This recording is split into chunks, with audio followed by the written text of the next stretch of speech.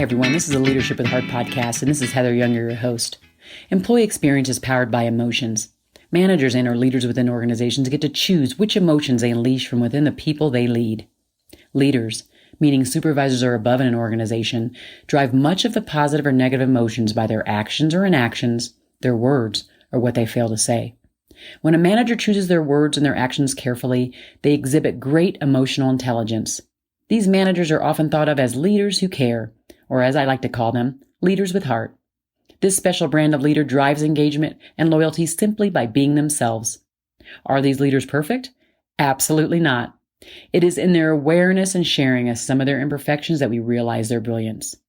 In this podcast, I ask you to see yourself in the stories my guests tell about times when they were not the best versions of themselves, but how they used their hearts to guide them to a place of deeper connection with their teams and heightened leadership prowess. Enjoy. Hi, everybody. This is Heather with the Leadership with Heart podcast. And today I'm so excited to have Chuang on. He is somebody that came to me actually from, which rarely happens, from a kind of a podcasting or a marketing type of company where they want to bring people onto my show. Usually it's for folks that I've selected or somebody that you've referred to me. But he had all the great makings of an awesome Leadership with Heart guest. And so I'm excited to have him on. I think he's going to enlighten us all and we'll learn together. So welcome, John. Great. Thank you, Heather. Glad to be on the show. So where are you right now anyway in your leadership journey? In the leadership journey, right now, I am the founder and the CEO, and I guess the largest shareholder also of Aquent. Aquent is a marketing and design staffing company. We're one of the largest in the world.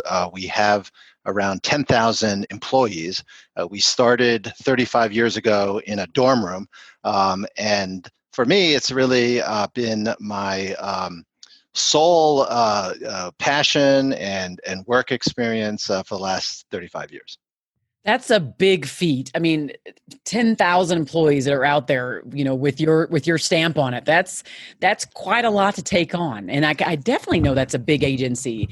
And so I'm curious to know, this is kind of a side one, but now I'm curious to know, how did that happen? How did you, what would you think your biggest success point was for even just growing it that big? Yeah. It did not start with some master plan. It started very organically. I was in college with some roommates.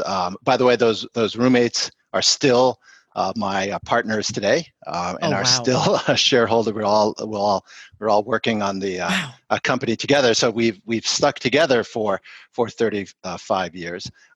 And we decided, we saw an opportunity. We were all working on a student newspaper together, and we were charged with saving money for that newspaper. So we switched to from traditional typesetting to desktop publishing. And desktop publishing was new at that time. The Macintosh computer was new. Software like PageMaker was brand new. And we saved the student publication a ton of money. And we said to ourselves, well, if we could save this student publication money, maybe we could save businesses in the area money. So we started a desktop publishing service bureau. And what we did was we did desktop publishing for companies in the area. And it did really well. And from that knowledge of desktop publishing company, one day, one of our clients called us and said, hey, can you guys come over to my office and help me out with something? We need someone to come over and help with something. And in high school, I temped for one summer. So I knew a little bit of what the temporary help industry, I knew practically nothing other than it existed. But I said to him, this sounds like a temporary assignment. So we all, at that time, there were only 3 employees of the company. So we kind of looked around at each other. The job was actually to transcribe a tape on a computer. So it was very, very, straightforward job. And we kind of looked at each other and we said, who can type the fastest? it was a person who's our current CFO. And so we said, all right, you're going because you can type the fastest. So we sent him out on assignment. He did the job, came back, and we said, wow, maybe we can save other maybe we can help other companies by sending people out to use the Macintosh computer. So that's how Mac Temps got started. That business took off. We did well in Boston, and we decided, well, if we could do well in Boston, why not New York? Why not Chicago? Why not LA? Why not London? So we just started opening other offices, and that's how we got started.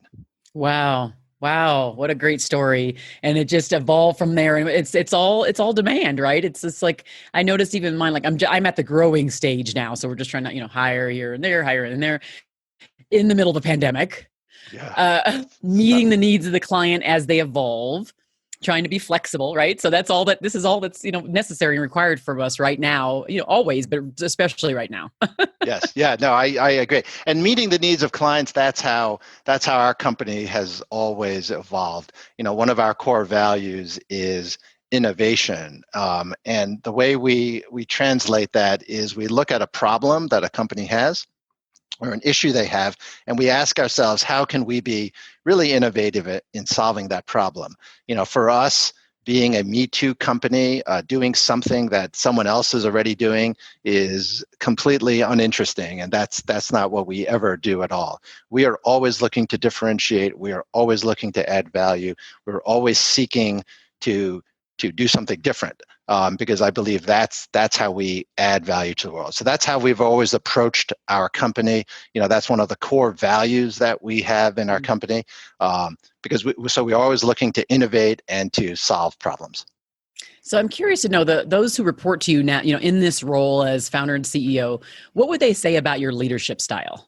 I think they would say that I am, and I actually know this because every once in a while we do surveys. We ask people anonymously to give feedback, especially when you're the CEO. It might be more intimidating to give straightforward feedback. So we will I will do these anonymized surveys that hopefully make it easier for folks to be straightforward. And so one, I think they say one style that I would have is I think it's reasonable in terms of strategy, and in terms of vision. I think I do a okay job of painting a picture of what the company needs to look like in the future in order to be successful, and coming up with sort of a logical way to achieve that vision. The second thing I would say that my style that folks would say is that I'm pretty direct. Like I call it like it is. I'm very straightforward. I think I'm pretty direct. Well, I think that's not a bad thing because, often what I've heard and what I've read from all the different surveys and stuff that I've read and interact with employees is that they often don't know what's happening because people aren't communicating and people aren't being clear about what's expected or what's happening around them. And so a CEO who would be direct and kind of say it like it is, that plain speaking CEO is probably a very good thing. And even again now, because all the unknown, things are so unknown and unclear, and everybody's just so fearful. Having someone who's very direct in a way, obviously, that considers the human as their direct. Oh yeah, no. I'm saying direct. I'm not saying hurtful, or I'm not. So that yeah, but direct in terms of calling it like it is, a blunt talk, and plain speaking, blunt talk. I find that CEOs, you're right, communication is so important. As a CEO, here's something about a CEO. If you don't like saying the same thing over and over and over and over again, you're not going to be a very good CEO. CEOs have, when you communicate and you have 10,000 employees, you're often saying the same thing over and over to a large group, and you're saying it. You're talking about it. You're writing about it, and nowadays you're doing videos about it as well. So you're constantly communicating, and the message and the values that a company has, they shouldn't be changing every day. They really need to be grounded and rooted. So that means, that means the CEO needs to emphasize and re-emphasize and communicate and over-communicate a single message. So that's one thing about CEO. And like, if you don't like saying the same things over and over, but with a different twist every time and with as much excitement, you're almost like an actor. I mean, this is why actors sometimes become great leaders, right? Because I might say something for the 100th time, but I need to say it with as much passion and genuine feeling about the subject as I do the very first time. And Yes. that's what you have to do as a leader, because for the person hearing it, they might be a new employee. They might, they might be hearing it for the first time. And so that's part of the job requirement as a CEO Oh, I and a love that. leader. Yeah, I agree. I definitely think that we have to get real good at saying things over and over and doing it in a compelling way. We want to Yeah. bring people along. We want them to feel the vision. We want them to feel the excitement, and so I think it makes a lot of sense. If the message that you're saying is correct, then it will stand this test of time, right? It will resonate over and over. So it's also a reinforcing quality. If the message is actually correct, if it's actually working in the marketplace, that message will resonate, and you'll be possible to continue to do it because it's really working. If it is not working, then perhaps you want to shift or change anyway, at least in terms of strategy. I believe a company's strategy changes, a company's values do not change. Yeah, exactly. I think that's true because also even norms within those values may change as well because we may see that people are not in line with the values. You want to stay that you're keeping the values where they are, but you need to change maybe what how you show up, how your behaviors actually are illustrated inside the workplace. So those may be things that you might add something to those or evolve them or tweak those because they show up from a day-to-day perspective and they kind of embody what the values are. So I agree with you a lot. Yeah. I think the norms of I agree. The norms of a company are very important, and if you're going to walk the walk, so to speak, you got to really make sure all the actions in the company are aligned with those values. And if you see something that's unaligned, it's a job of a CEO to get them aligned. Mm-hmm. Yeah, I love that clarity there in your focus. So I'm curious to know where your drive to lead comes from. I know where it started in that that room when you're in college, but where does just the drive to lead overarchingly? Where did it start from? Yeah, no, that's a really great question. When I think about what and you're right. I mean, a lot of drive is necessary. There's constant adversity. Like the pandemic. I mean, just all sorts of things come up. You have tough competitors that arise in the market. There's lots of change. And so, what keeps you going? I think for me, it's it's really kind of the self-reinforcing satisfaction that comes from accomplishing worthy tasks. When we accomplish something or achieve something that the world has never been able to accomplish, that is really what I live for, and that's what drives me. And it's sort of that satisfaction of being able to accomplish something for people that leads me to keep on pushing forward to do more. Let me give you an example. In early 1990s, when Bill Clinton was first running for president, he talked about health insurance. He talked about the 40 million Americans that did not have health insurance, and we're a temp agency, right? Frankly, at that time in 1992, we were part of the problem because the staffing industry at that time, no one gave health insurance to temporaries, and so we employed a bunch of people, but we kind of looked at ourselves and said, hey. We're not giving health insurance. We're part of, our folks are part of the 40 million Americans who do not have health insurance. And no staffing company gave health insurance because it was unaffordable. It was impossible to do. Temps rolled in and rolled off. So it was a really difficult assignment. But we said, hey, we want to be part of the solution. So we then worked with insurance companies. We created a plan. We worked with many different companies. We kind of fought for health insurance. And in 1992, we became the first staffing company to offer full health insurance to all of our temporary employees. And today, we are one of very few companies, and we are definitely the company that offers the very best benefits to our temporary help employees. And so we're extremely proud of that. During the coronavirus pandemic, for example, We became the first staffing company and first gig economy company to give sick pay to all employees in all states and Canada. Wow. Sick pay is mandated by 12 states or 13 states, which leaves 37 states who don't do it. And yeah, there was no such thing as a staffing company that gave sick pay. Of course, sick pay is really important in a pandemic because you cannot give people financial incentive to go to work. If they do not get paid to stay home, they now have a financial incentive to go to work where they will make others sick. So sick pay is especially important in a pandemic, and we became the first company just on our own to give that benefit to everyone in all states. So again, it's that satisfaction of being able to accomplish things that are worthy, that are important for people, important for companies that drive me. Mm.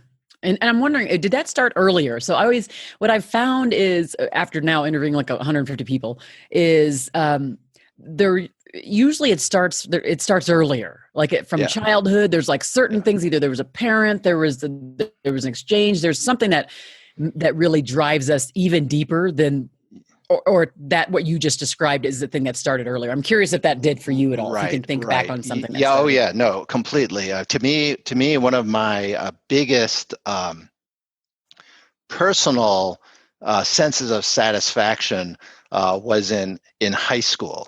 When I joined high school as a freshman, I wanted to join the debate team actually, and except our high school had no debate team. We had a bunch of kids who were kind of interested, but they weren't very well organized. We had no coach. We had no money. We had no alumni. We had no just nothing. Just a bunch of kids who maybe showed up for a club and didn't really have, and we certainly didn't attend tournaments, and we certainly didn't win them. Now, as an opposition to us, it was our arch rival high school. Our arch rival high school, which I went to high school in New York, by the way. Our arch rival here was a Bronx High School of Science. They're a magnet school. They had a huge program. They had coaches. They had a winning tradition. They had parents, alumni. It was like 100 kids involved. It was like a machine. And they're our arch rival. Here we are, a bunch of kids versus this winning machine. And so what we did was we slowly, in the 4 years while I was at high school, we built our team. We recruited people. We trained ourselves. We kind of read books. We actually went to other high schools, got information from their coaches, and we learned. And lo and behold, we entered tournaments. We started winning some tournaments. We entered more tournaments. We started winning some more. And then the interesting thing is, then I graduate, and the team is, we're in tournaments, we're doing pretty well. But the amazing thing is, while I was in college, this high school team kept on going.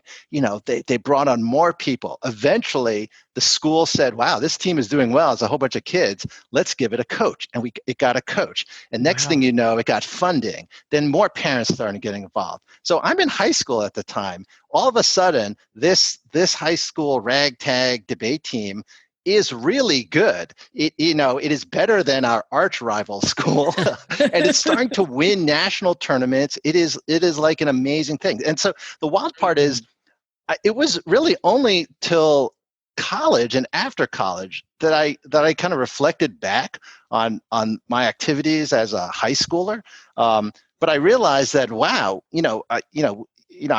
I helped create this organization that lasted beyond me and became really, really good.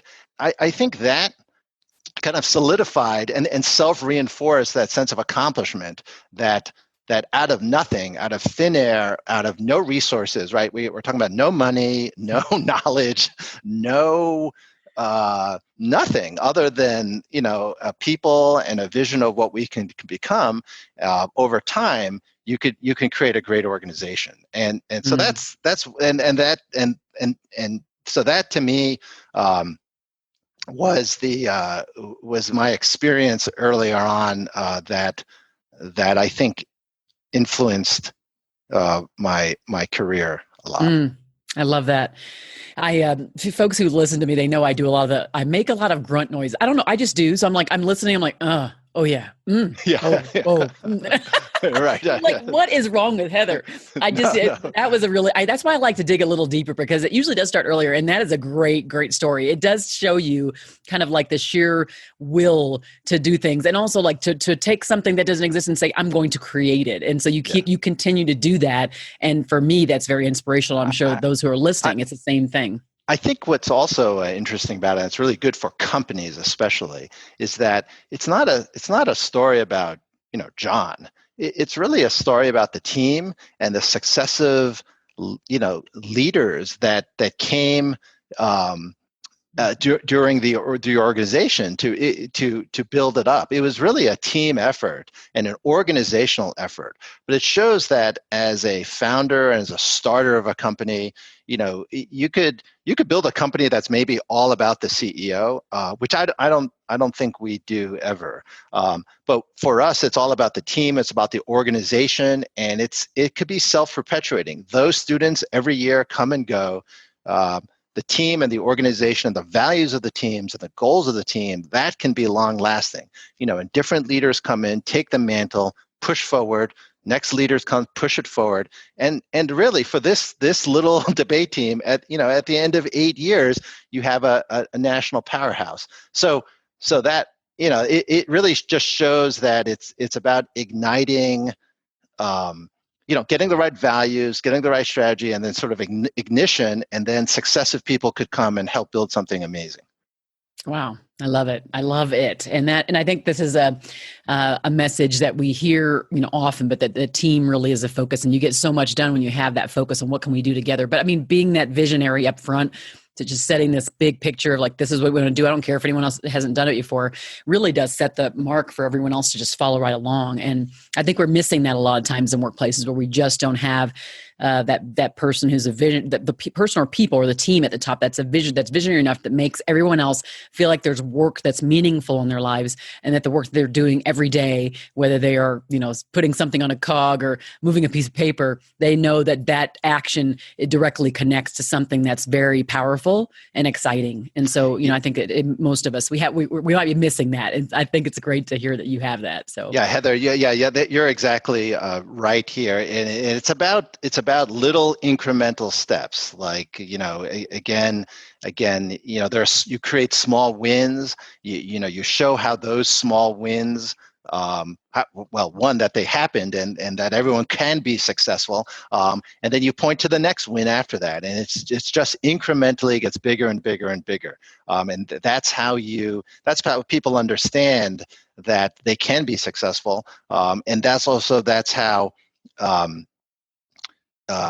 the organization could tie in what you're doing every day to a bigger picture that really helps the world and helps people. And I think people want that. I mean, and that's the younger generation also. I think what's great about millennials and what's great about today's generation is they really care about impact. They really care about making a difference for people. And that's right up our alley. That's exactly what our whole company feels that really drives me. And so I think what I'm really happy about is the values of this new generation are very much in alignment to some of the values that we talk about. So I'm very excited by the future, and I'm very excited by what we can do to make a difference in the world.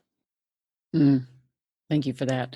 So I'm curious, this is like the most important part of the show, where I talk to leaders about a time when they were not the best versions of themselves, and they maybe they weren't, you weren't uplifting, you weren't empowering, you weren't as much of a visionary, and you weren't really proud of yourself at that point. Can you remember a story, a time when that happened? And then what did you do to come out of it? What did you do to just, elevate and get to the place where you're at least more emotionally intelligent now, and you can kind of calibrate and recalibrate when you need to? Yeah, no, that's really good.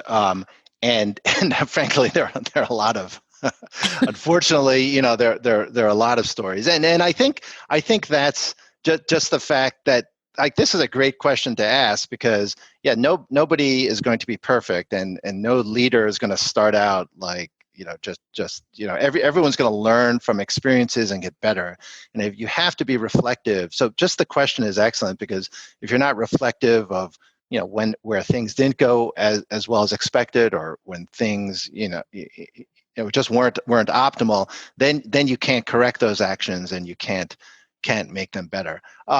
One thing where I have where sometimes I do not make the best leader is in that and this might be surprising to some folks, but sometimes I have too much patience, and I think almost too long term, and I am maybe too loyal to a person or to a business. And so that is definitely one of our values. Being a private company, we can operate on a long-term basis and not a quarterly basis like a lot of public companies. And so we do pride ourselves in being able to invest for the long term.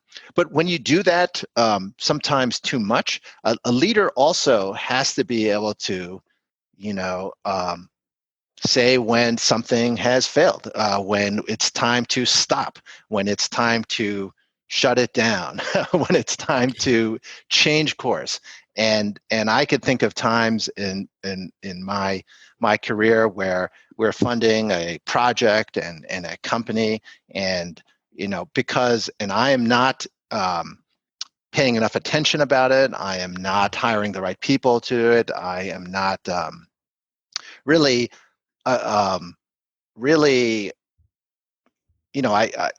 maybe I start things a lot, but a leader also has to be able to end things, and to be able to say, this is not working, this we're going to try something else. And when I don't do that fast enough, it is not good for the folks on the team. It is not good for use of resources, and so having too much patience and watching something for too long is a mistake. As a leader, I could be quicker to call it quits and stop something that's not working out.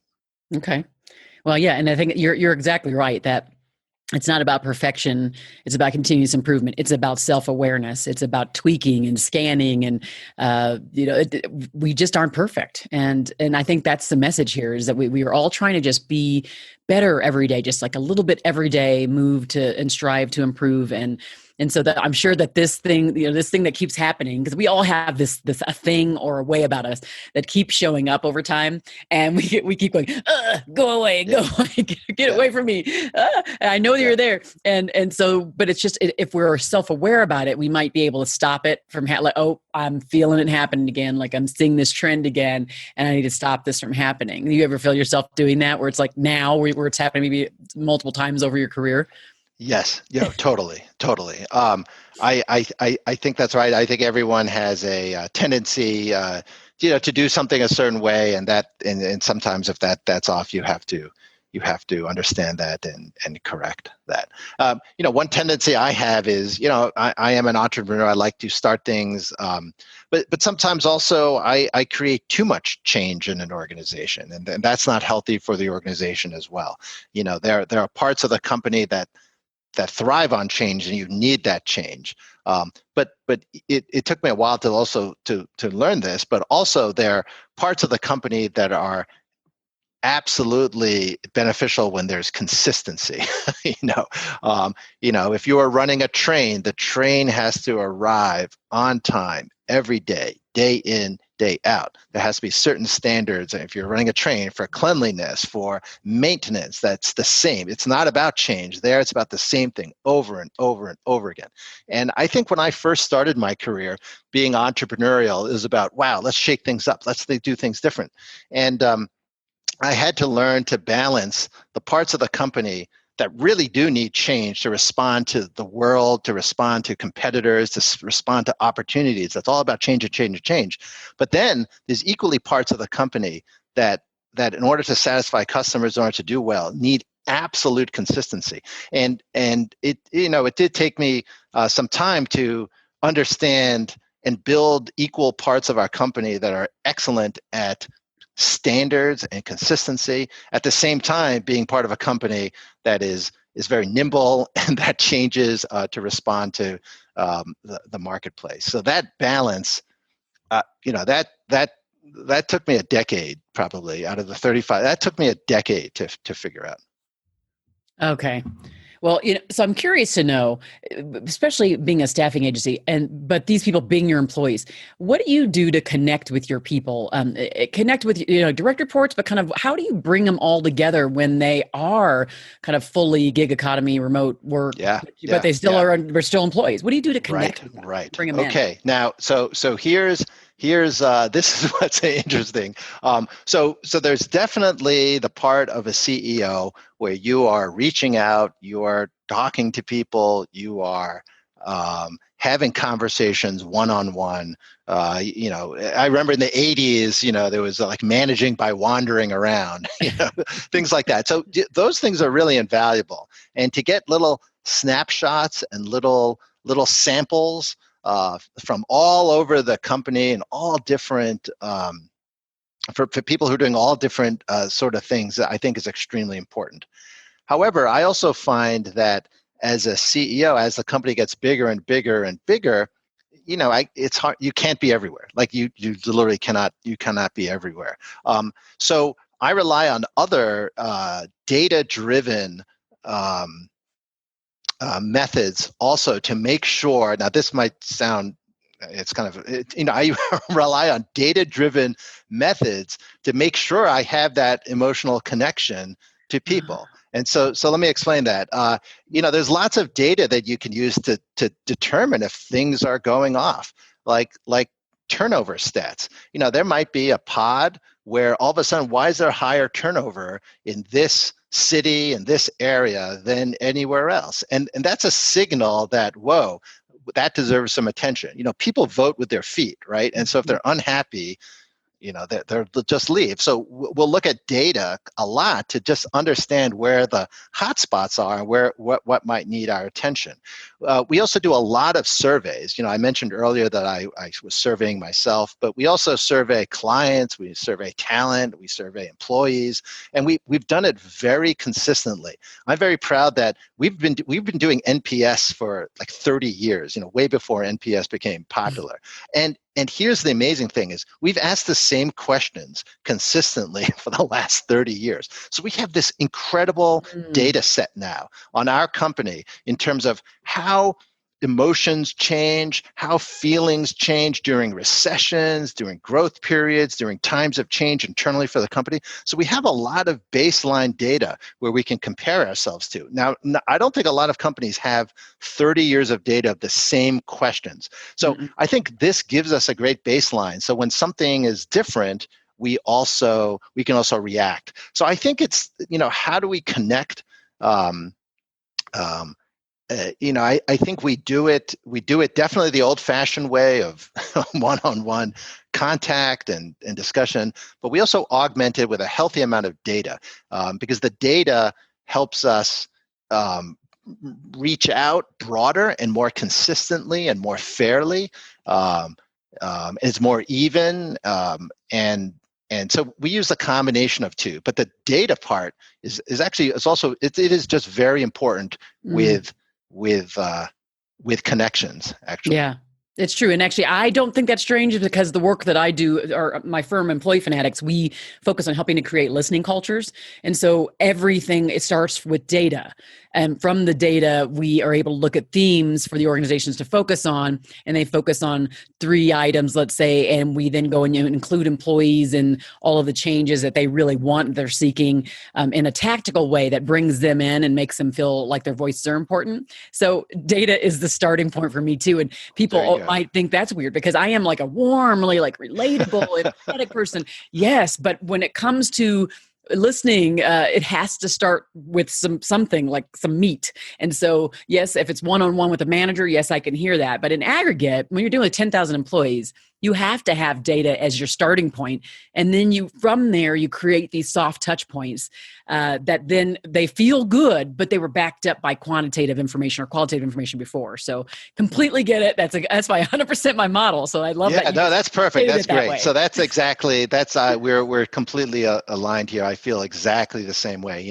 The one-on-one things in some ways, I might connect personally with one employee just from ease of conversation versus another employee, but that's almost like art. That's almost not fair because everyone's employee, everyone should have equal voice and on a one-on-one connection, it's I think it's great as samples, but I do think you need some sort of overarching fair data set to really make sure that you're treating everyone well and you're listening on a consistent basis, despite personal connections or so, and so that's really important to us. I think data is also very, very fair.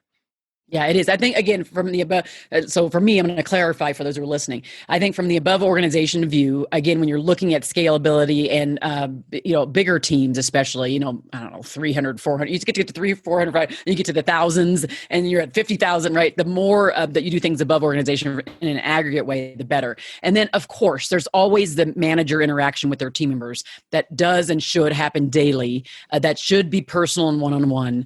So there's that, those things. There's two different looks when we look at listening. And so, I'm glad you brought that up. And this is awesome. Like you were meant to be on this show. Look at that.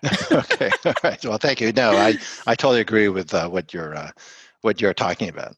So for those who are listening, who could be, at an interesting place with their leadership, either they're struggling or they just want some extra energy or they're just looking for some new insights or the new next thing, whatever that is, what might be a couple pearls of wisdom you'd leave them with? Yeah.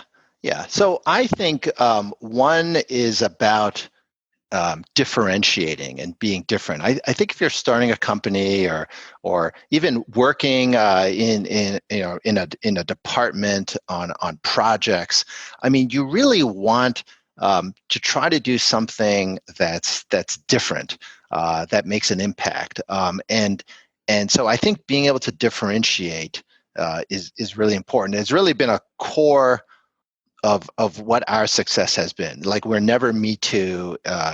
Sometimes we even, I don't want to take this too far, but a lot of times we might do things differently for a little bit for the sake of doing things differently, just to try things differently and to just see what happens when, what new possibilities open up if you zig instead of zag. So differentiating is been very core of what we do. But the second thing that I would say, if someone's struggling a little bit, is I believe that the world really doesn't stop you. I feel like the world really gives and the world really helps you. I find that it's people sometimes that stop themselves, and that things like fear or things like complacency or fear is, or embarrassment. I mean, I could think of sales folks who don't want to call on a client or talk about a new thing because they don't know enough about the area. So there's a fear of unknowns, and so I think it's very important to be able to understand that you can do it. Everything is within your capability. You need to go out there and sort of understand the obstacles, but at the same time, you need to be bold enough to take risks and not worry so much about what might happen if someone says no or if someone rejects, because what you're going to do is understand why and react and do something different. And then that next time, you'll get to a yes. So I think you should really look within yourself and make sure you're not stopping yourself. I love that. I do notice that I coach executive leaders too. And in many cases, we are our own barriers, right? It's just the way it is. I think we so. see more limitations than possibilities sometimes. We stop ourselves from going one direction when, in fact, because we have the doubt, as you're describing. So I think this is good for them to to really think deeply about that. I appreciate that. Yes. Yeah.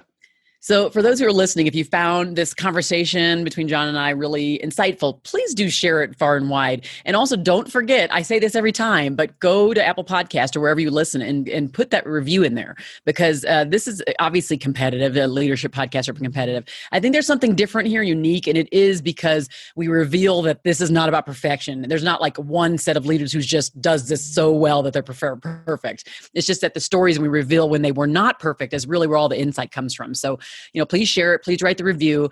And I definitely appreciate you, John, for all of your just the courage, the stuff that you told us. And then, of course, just all of the insight and the inspiration that you gave us as well. Yeah. Thank you, Heather. I really enjoyed being here. Thanks, everybody, for joining the Leadership with Heart podcast. Be well. If you'd like to learn more about the work we do at Employee Fanatics around helping leaders lead with heart, go ahead and visit us at employeefanatics.com. That's employee fanatix.com. We look forward to seeing you. Definitely reach out to us. And don't forget to subscribe to our newsletter as well. We do send out a very robust newsletter with lots of great insights every single week. Be well.